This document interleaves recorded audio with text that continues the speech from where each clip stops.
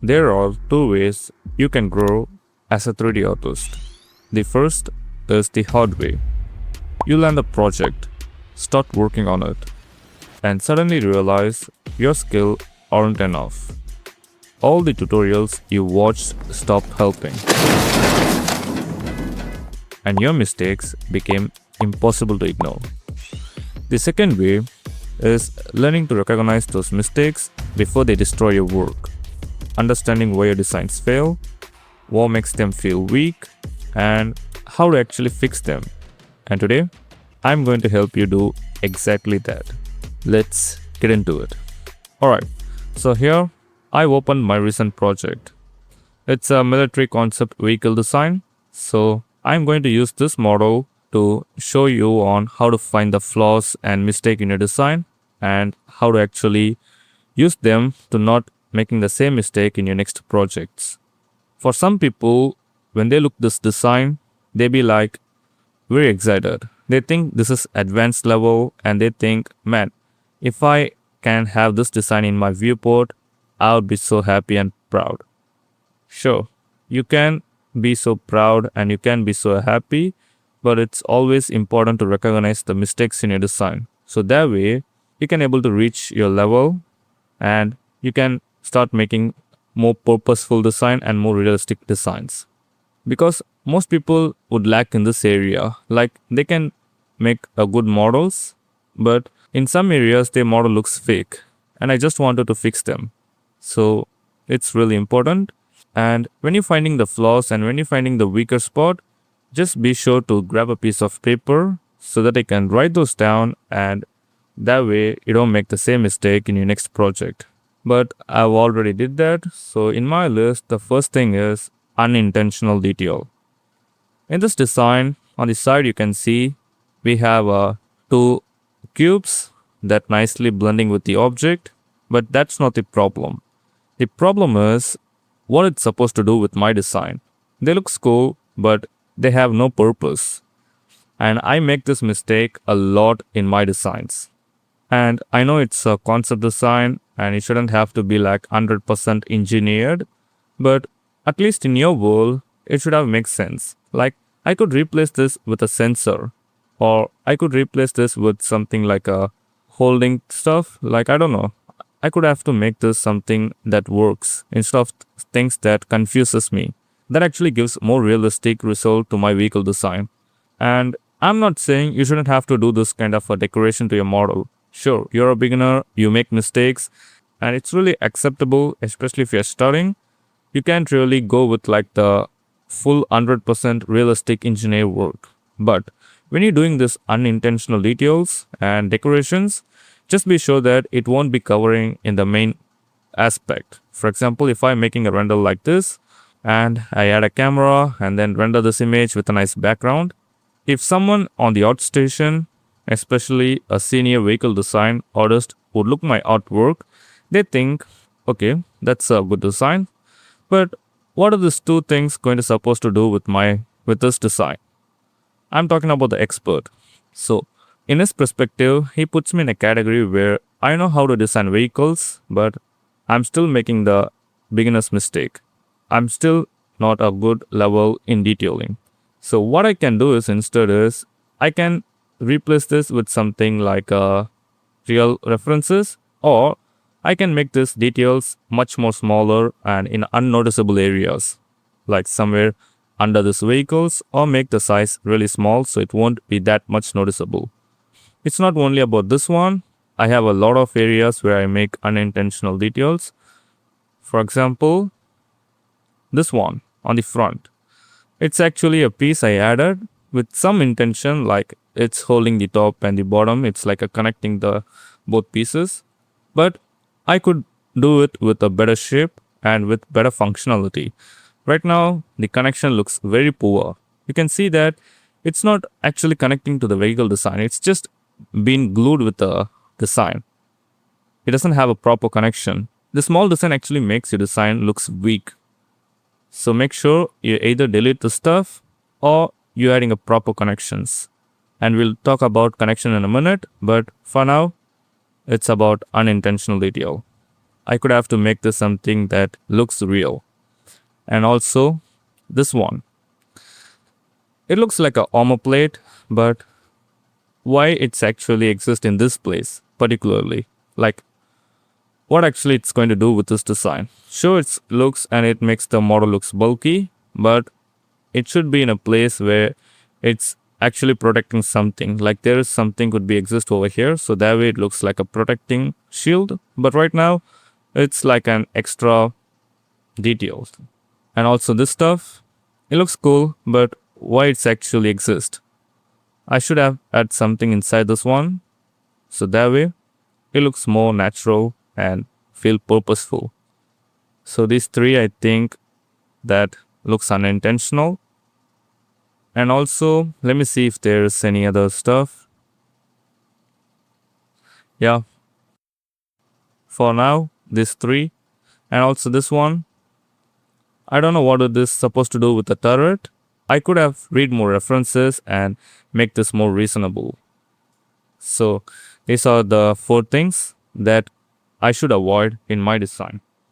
And next is poor connection. So this is the most common mistake we all make as a 3D artist. Now, looking at my reference, you can see we had a pipe, a frame. But the connection is really generic. Like you can see, it's just started to go inside the mesh. It's just 2 pieces interacting with each other with no proper connection. This actually should be avoided. What you can do is either you select both object and run a union boolean, then start making some bevel on the corners, so that way it looks like welded and real. Or you can add some cylinder in it, so that way it looks like it's connected and it's not just glued in the design. This is one major thing I do, especially when it comes to connecting both objects. So I must have to fix that. And I do the same over here, but it looks more real. Like I added a few cylindrical cut. Maybe I can add some screw in it, so that way it looks even more realistic. So that's how we can connect both objects. So this is one mistake I see in the connections aspect. And also this one, like I already mentioned, this should be have a proper connection. And then talking about this mudguard, you can see it's just floating in the air. And I did some small fake connections, but it's not really that much good. You can see I should have worked on this, but it looks cool. It looks more real.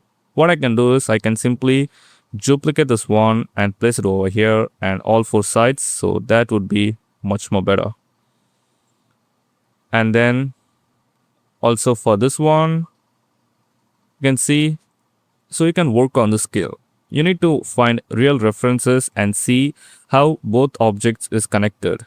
And in most cases, they won't be like this. Like the 2 objects is just fitting inside them. It should have a proper cuts inside this and a proper mechanism. So that's very important in your design. Never skip that, because that instantly puts your model as unrealistic. And also, I don't really talk about the suspension system because I didn't build it. But if I build it, it should be more logical and it should be looks realistic, because in vehicle designs, suspension system, bumper and headlights should be more realistic. Like you need to work on this as much as possible to bring the reality. If those looks fake, your entire design ruined. So be sure to working on this suspension systems with more logical and more realistic. So that's single thing what puts you in ahead of really skilled artist. And also talking about the connection over here, you can see the same mistake I did. I added a pipe and just pushing inside the mesh. So this should be completely have a good logical connections. So that's pretty much about the connection. And the 4th thing is weak logic. Now this design looks cool, but you can see at the bottom, it's very flat cubes. Even though this won't be really look in the rendering, like maybe I can render like this, nobody really render on the bottom of the truck, but it's always better to work on this one. You don't have to put things this much flat. If you're sending your model to a client or selling your model, you should have to have did some work to the bottom, because it feels like this guy designed, but he only cares about visual design, but not fully how to design a project. So you don't really have to work like an engineer, but you should have to work a little bit to make sure it not looks too flat. So this is a weak spot in my design, and I don't know what it's supposed to do with this vehicle. Maybe I should have to work on this one. And another vehicle logic would be, yeah, this back piece. And for this scene, it looks more logical, because it's just holding a small pieces with its two cylindrical connections. But if I add a missile, like a big missile on here, I must have to add another connection over here, and that connects to the back of the design. So that way it feels like it's balancing the weight and looks more realistic. But since it doesn't have anything, I think I don't really have to work on this one. It looks more real. And I'm actually happy with the back design. It looks awesome. So that's about the poor connection. And it's not just only about finding the flaws. It's also better to finding what works in your design. For example, I like the overall proportion. Like you can see the human size, and the human size and the shotgun has the proper position. Like you can see the size of the shotgun. And if I place a human next to this one, this shotgun feels reasonable because they all scaled properly. And I see a lot of people make this mistake. Like they place something or object like a fuel can or whatever, but it looks much more larger than the human scale. Since their vehicle is bigger, they assume that all the objects should be bigger. That's very bad mistake. You should always have a reference. Then you need to work based on how much a human could be possibly holding the object. So just be sure whenever you're working with a project, add a reference. It can be a human or it can be any object at real world scale, and start working with those stuff. So I like the overall proportion, that works. And the second, which is the cables. You can see the cable has some randomness. It's not just looks fake. It's not just having a cable and then I connect a generic way. I really have more intention with the cable placement. On the left side, you can see we added a sensor. So it's moving across the sensor. It's not overlapping with it. And on the other side, it looks different. I like the randomness in the cables, and that works perfectly in my design. So I shouldn't have to change it. I could have to use this one in my next design. And I like the front and the back section. Even though the front has many fake connections, it looks more real. It looks heavy, it looks armored, and I actually like the front section more, this design. And also I like the back section. Even though there is not much detail over here, it looks good. I like the headlights, and I like this connections. If I just working on this one on the proper connection and had some detail, this looks too damn good. I'm serious. This looks so good if I just implement the small tweaks. And there's a mistake I can see and I could share in this section, is that when people designing a vehicle or a weapon or maybe anything like a spaceship, they work on one side, either it's back or front. They start to adding details over and over and try to focus on this stuff, and they completely ignore the back. So that ended up as one side looks more detailed and one side looks fake. And they're so shy about showing the back side of their render. They only show 3 to 4 shots of the front section of the vehicle because that's what they think looks good, and they completely ignore the back side. The reason for this is because they don't know how to actually distribute the details.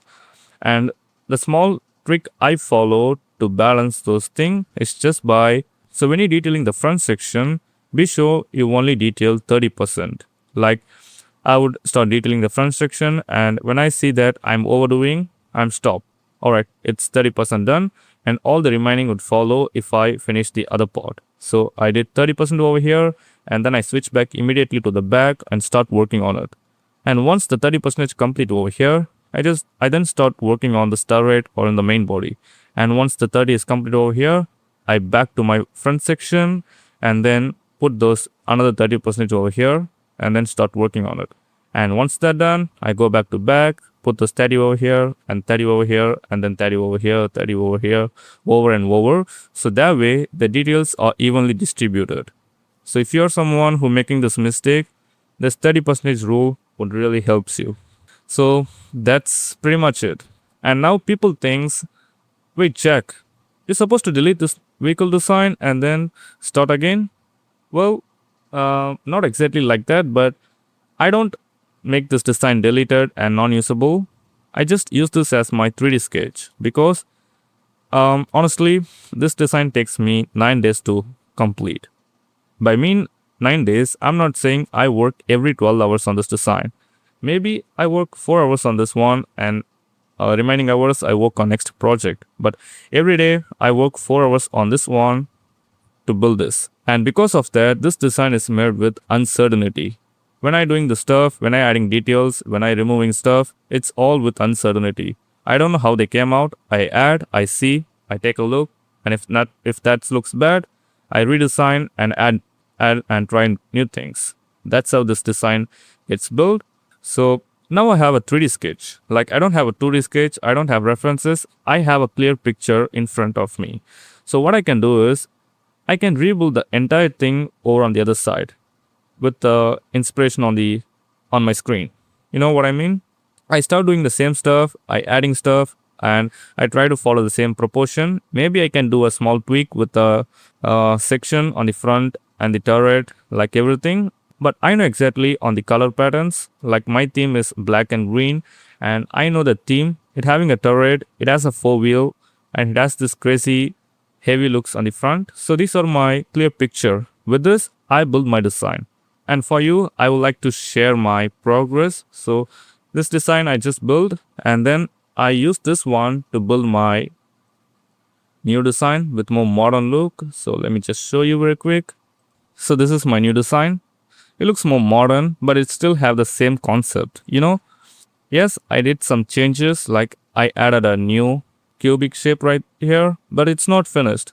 You can see that Jack is still doing the same mistake. It still have the bad connection. Yeah, I know. Because it's not finished model. It's just a blackout. And I still aware of the connections and I still be thinking about I shouldn't have to do the same mistake. But overall, this is my modern look. And when you're comparing my old design with this one, this looks much more better. So yeah, I don't want to share much about this one. In the future and in my community, I will always post on my progress, so you can follow up me there. And in my next videos, I can able to share the things I've learned from this new designs and how I actually detailed. So I'll make the full guide on that. And if there is anything that you're confused about, either a topic or breaking a concept design, or how I go from to be like an average artist to become a bit more better than my previous design, like how the sudden transformation happens, like all the questions I could answer. But I just wanted to know what you're confused about. It's about a concept or it's about the transformation or anything. So just let me know in the comment section so that I can break you the concept and make you easy to understand so that you can also just start designing like me or even better than me. That's all I want to share about. So yeah, I'll see you in the next one.